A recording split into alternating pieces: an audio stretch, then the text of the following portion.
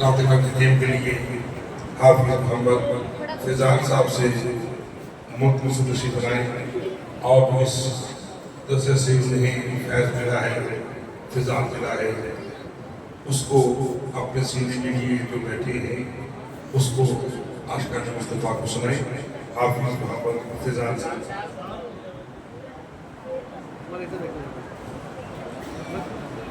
أعوذ بالله من الشيطان الرجيم.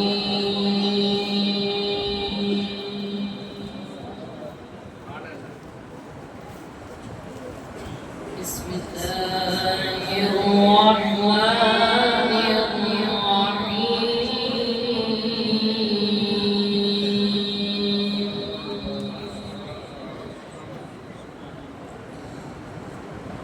ومن يطع الله والرسول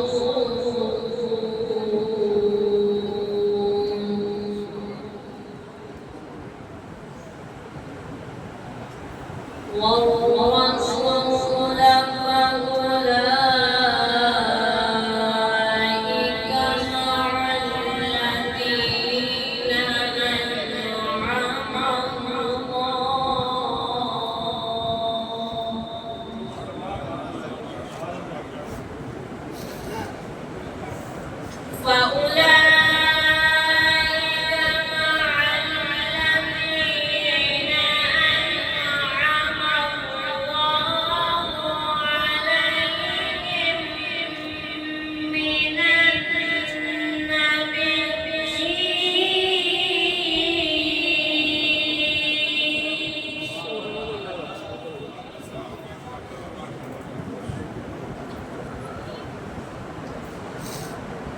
مع الذين أنعم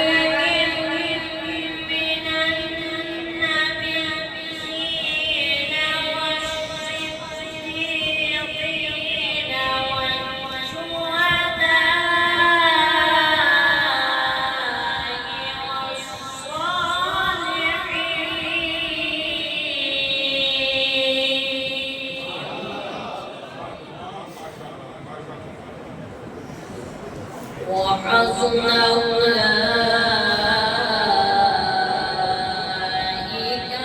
رفيقا. صدق الله العظيم.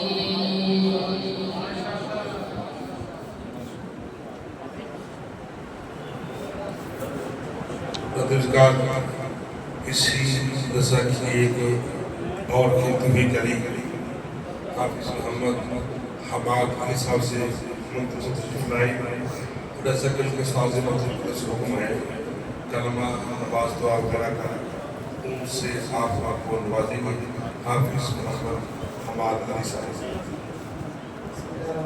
یہ انتصار کے ساتھ بچوں کے یہ بچے ماشاءاللہ شفیع اکاڑوی صاحب کی ایک نماز شاہ صاحب رحمۃ اللہ تعالیٰ علیہ سال اول میں پڑھتے ہیں. مکمل نماز شفیع اکاڑوی صاحب کی، اس میں دعائیں کلمے بھی ہیں مختلف جو ہے سارے نماز جنازہ وغیرہ. وہ الحمدللہ سب بچوں نے زبانیں یاد کی ہوئی ہیں. کسی بچے سے بھی آپ سن سکتے ہیں، لیکن بس ایک بچے کی تھی آپ نے ڈیوٹی لگا دی. تو یہ بھی انشاءاللہ اختصار کے ساتھ وہ دعا میں چیز ہے.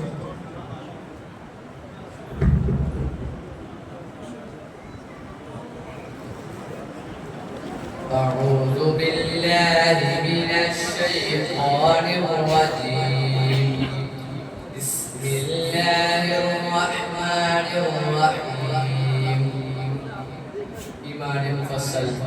آمنت بالله وملائكته وكتبه ورسله واليوم الآخر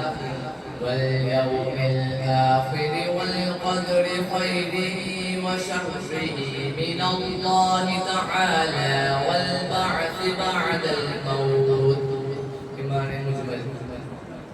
آمنت بالله كما هو بأسمائه وصفاته وقبلت جميع أحكامه إقرار باللسان وتصديق بالقلب. أول كلمة طيب لا إله إلا الله محمد رسول الله. دوسرا كلمة شهادة أشهد أن لا إله إلا الله وحده لا شريك له وأشهد أن محمدا عبده ورسوله. تسرا كلمة تمجيد سبحان الله والحمد لله ولا إله إلا الله والله أكبر ولا حول ولا قوة إلا بالله العلي العظيم. شهر كلمة توحيد لا إله إلا الله وحده لا شريك له له الملك وله الحمد يحيي وهو حي لا يموت أبدا أبدا ذو الجلال والإكرام بيده الخير وهو على كل شيء قدير. Panjang kalimat istighfar. أستغفر الله ربي من كل ذنب أذنبته عمدا أو خطأ سرا أو علانية وأتوب إليه من الذنب الذي أعلم ومن الذنب الذي لا أعلم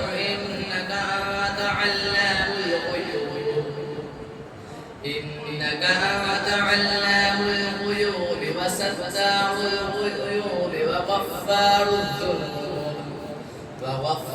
الذنوب ولا حول ولا قوة إلا بالله العلي العظيم. اللهم إني أعوذ بك من أن أشرك بك شيئا وأنا أعلم به وأستغفرك لما لا أعلم به. تبت عنه وتبرأت من الكفر والشرك والكذب والغيبة والبدعة والنميمة والفواحش والبهتان والمعاصي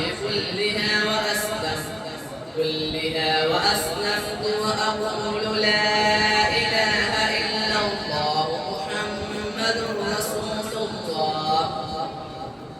أذان کے بعد کی دعا.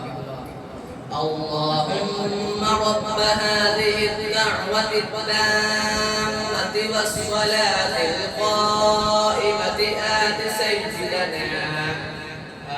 سيدنا محمدا الوسيلة والفضيلة والدرجة الرفيعة وابعثه مقاما محمودا الذي وعدته وارزقنا شفاعته يوم القيامة إنك لا تخلف الميعاد برحمتك يا أرحم الراحمين.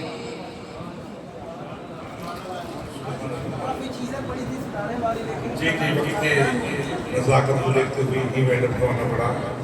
تنظیم کی تقریر میں مختصر تبرکن تقریر کے لیے اسی ادارہ کے ایک اور ہونہار شاگرد حافظ محمد حماد مصطفیٰ قادری صاحب سے منتظم تشریف لا کر اپنے پیارے پیارے انداز میں جنب مصطفیٰ میں نبوی گفتگو فرمائے. عشق مصطفیٰ میں نبوی گفتگو فرمائے. حافظ محمد حماد مصطفیٰ صاحب تشریف لا چکے ہیں. آپ کو اپنے پیارے انداز میں اپنے حسین انداز میں سرکار کے مدینہ کی گفتگو سے نوازا.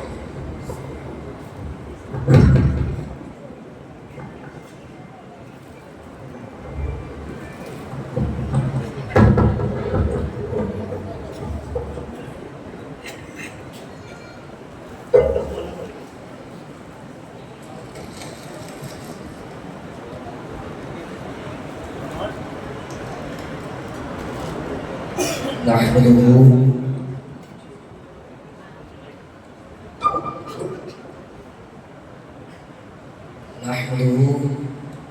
ونصلي ونسلم على رسوله الكريم أما بعد فأعوذ بالله من الشيطان الرجيم بسم الله الرحمن الرحيم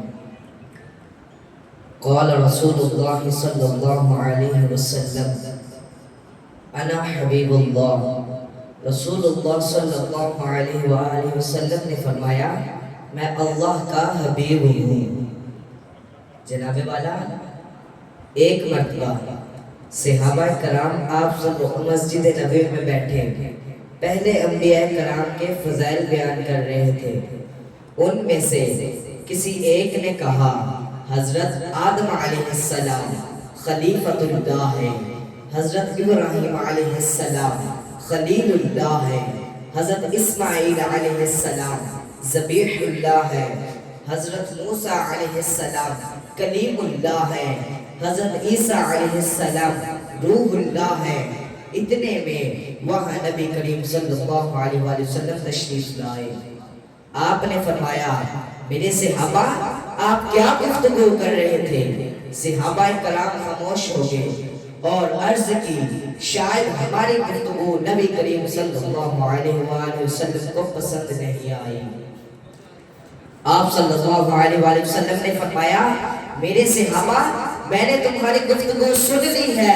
جو آپ نے کہا حضرت آدم علیہ السلام خلیفۃ اللہ ہے، حضرت ابراہیم علیہ السلام خلیل اللہ ہے، حضرت اسماعیل علیہ السلام ذبیح اللہ ہے، حضرت موسیٰ علیہ السلام کلیم اللہ ہے، حضرت عیسیٰ علیہ السلام روح اللہ ہے، بے شک وہ ایسے ہی تھے۔ میرے صحابہ یہ سن لو انا حبیب اللہ، میں اللہ کا حبیب ہوں۔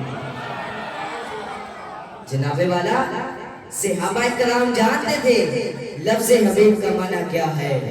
حبیب یا محبوب وہ ہوتا ہے جس سے کوئی محبت کرے۔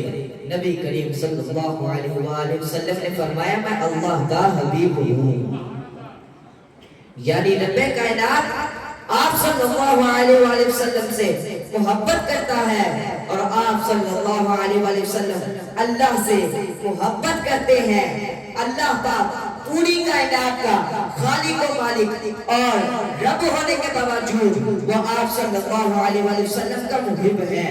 یہ روح زمین کے تمام مسلمان تسلیم کرتے ہیں کہ آپ صلی اللہ علیہ وآلہ وسلم اللہ کے محبوب ہیں۔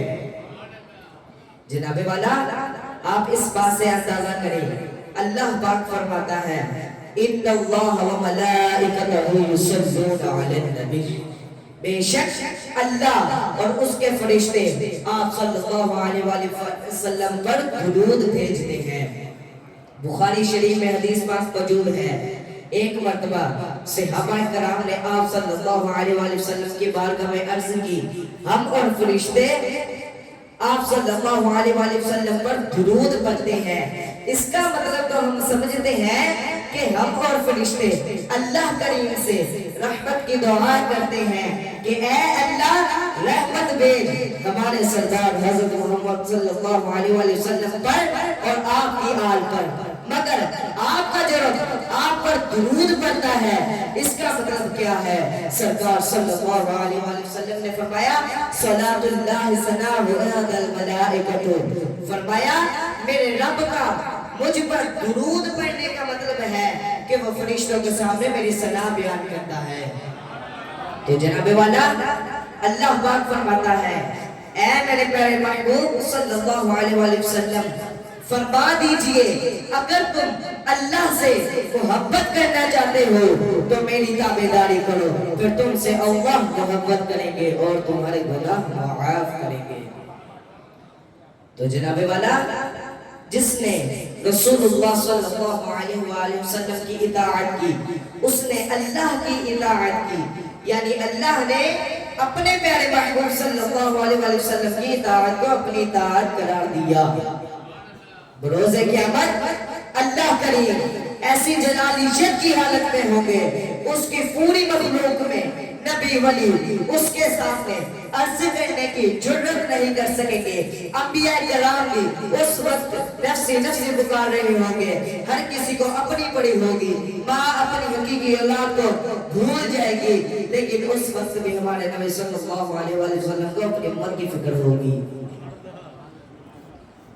लिहाजा उस नाराजी के आलम में अल्लाह करीम अपने प्यारे महबूब सल्लल्लाहु अलैहि वसल्लम से इतना राजी और खुश होंगे कि अल्लाह करीम अपने प्यारे महबूब सल्लल्लाहु अलैहि वसल्लम को आवाज देंगे, ऐ मेरे प्यारे महबूब सल्लल्लाहु अलैहि वसल्लम अपना सर सजदे से उठा और मांग क्या मांगता है, आज तो जो मांगता चला जाएगा हम तुझे अता करने चले जाएंगे। मेरी दुआ है कि अल्लाह पाक हमें अपने महबूब सल्लल्लाहु अलैहि वसल्लम की इताअत करने की तौफीक अता फरमाए। आमीन।